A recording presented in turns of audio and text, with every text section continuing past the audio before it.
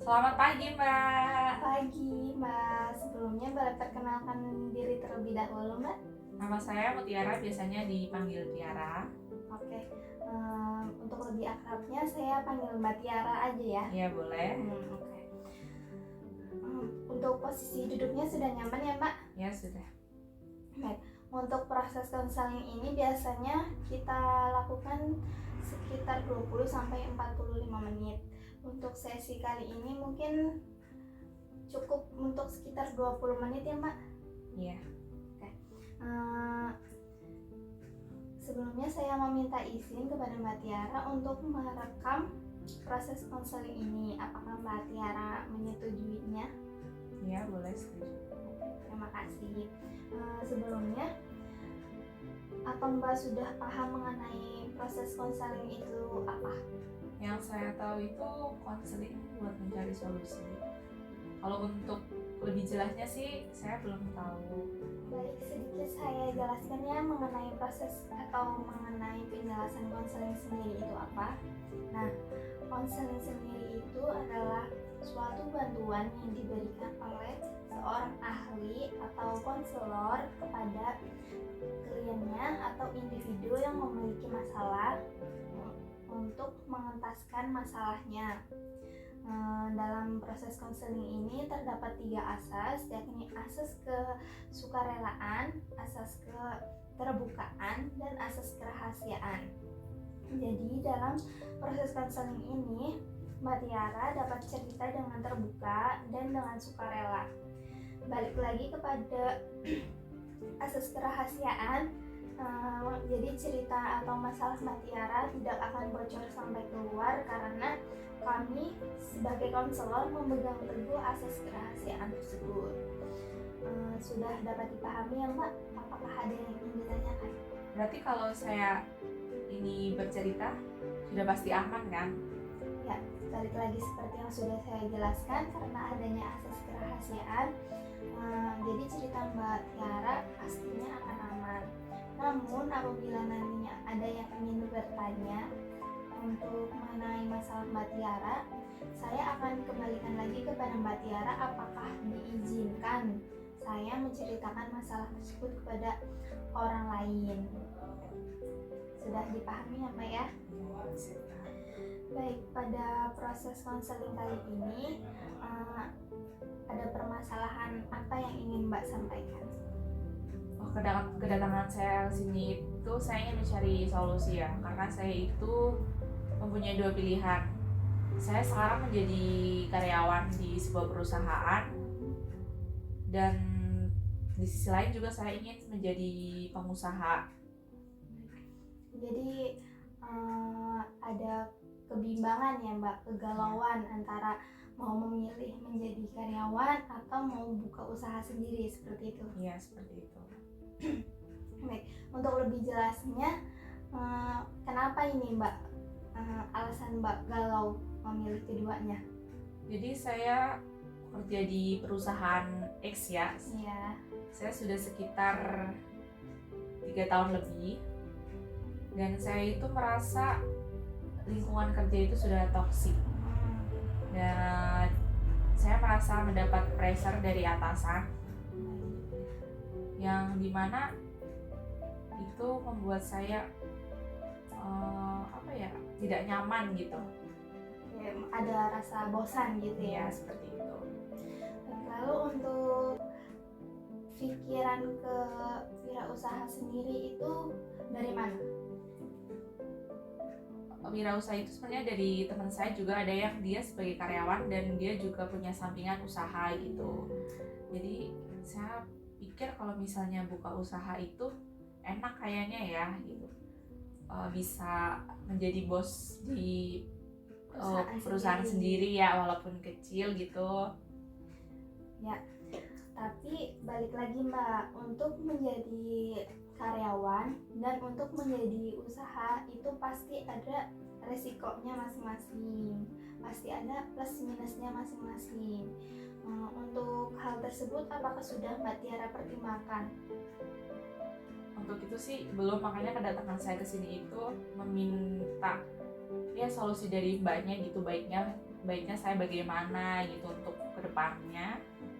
Oh, jadi agar bisa memilih menjadi karyawan atau membuka usaha sendiri Ya seperti biar itu ya saya ada pandangan gitu, baiknya Oke. resiko yang kecil itu di mana. Oke. Sejauh yang saya pahami untuk menjadi karyawan itu resikonya lebih kecil ya kalau dilihat dari resikonya, karena dari karyawan itu dari segi penghasilan saja sudah jelas. Sedangkan kalau dari wirausaha dari segi penghasilan itu naik turun.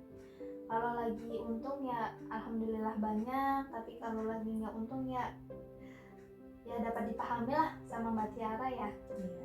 Nah, selain itu memang ada plus minusnya juga yang lain. Kalau dari perusahaan orang lain atau menjadi karyawan, waktu kita terikat ya oleh Ya, perusahaan tersebut. ya betul Seperti yang sekali.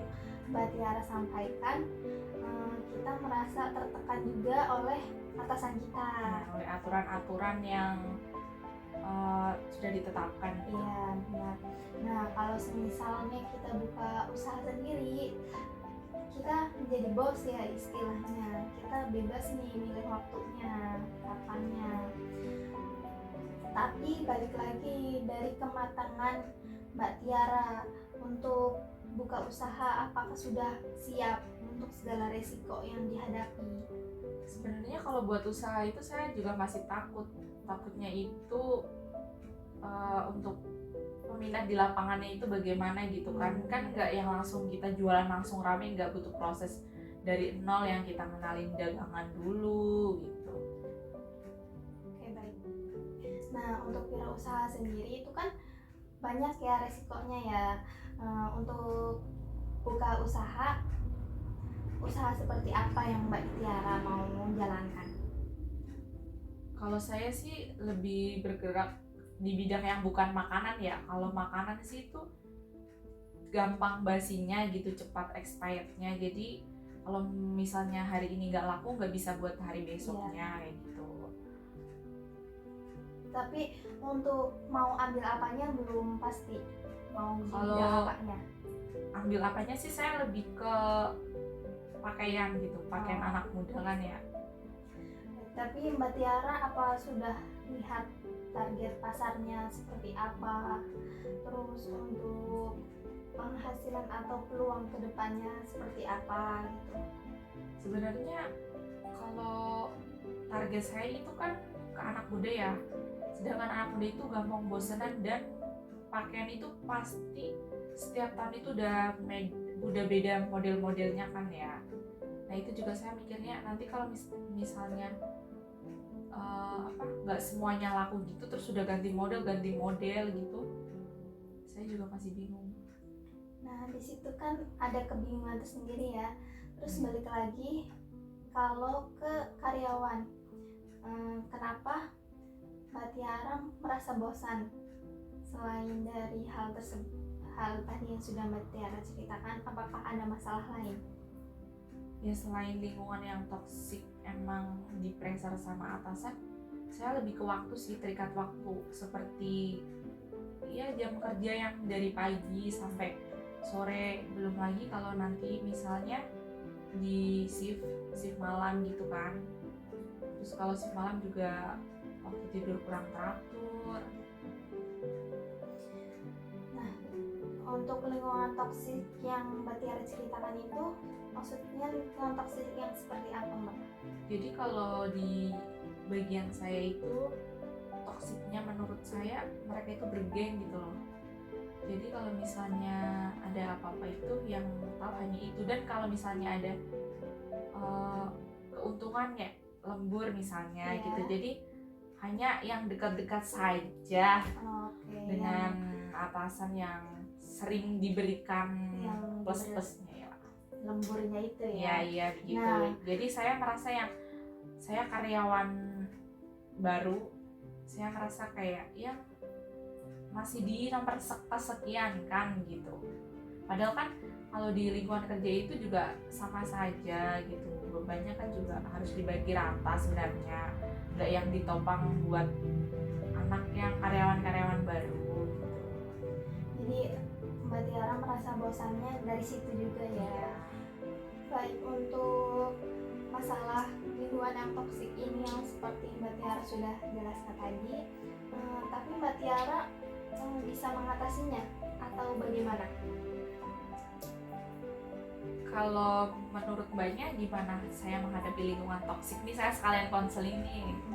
Nah, kalau menurut saya pribadi, untuk lingkungan toksik yang seperti Mbak alami tersebut, sebelumnya sebentar, apa Mbak Tiara di lingkungan tersebut ada teman?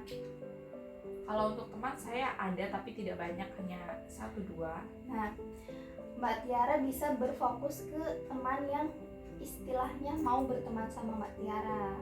Kalau balik lagi ke yang bergengeng itu, semisal tidak membuka diri untuk hadirnya Mbak Tiara, ya sudah, biarkan saja gitu. Toh nantinya kalau semisal mereka yang butuh Mbak Tiara, butuh bantuan Mbak Tiara, mereka sendiri yang akan datang ke Mbak Tiara. Jadi istilahnya kayak berusaha untuk ya udahlah gitu, aku juga bisa sendiri gitu. Terus lebih fokus ke orang yang mau dan terbuka ke Mbak Tiara.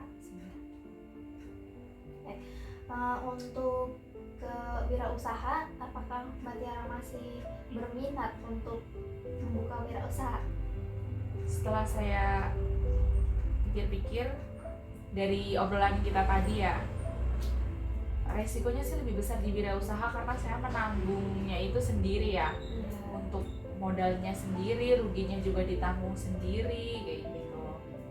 Kalau untuk wirausaha sih permasalahannya di situ. Sebenarnya semua tempat kerjaan pasti banyak ya yang lingkungan toksik itu pasti ada. Tapi yang paling enaknya itu kita ada pendapatan gitu. Ya Mbak ya. Nah, pendapatannya itu tetap gitu.